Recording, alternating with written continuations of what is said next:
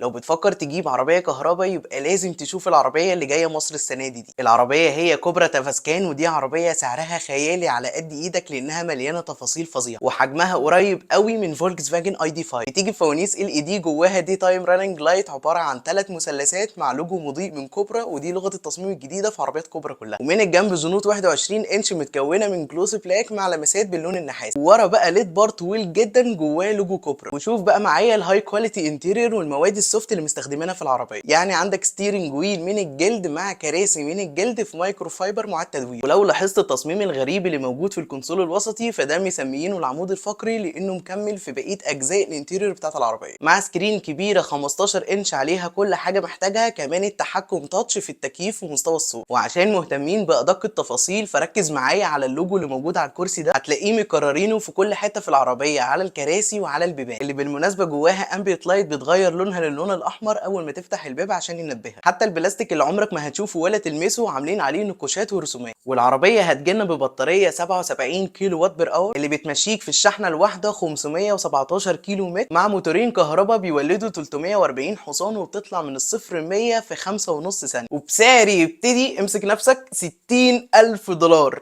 فابعتها لصاحبك علشان يشتريها.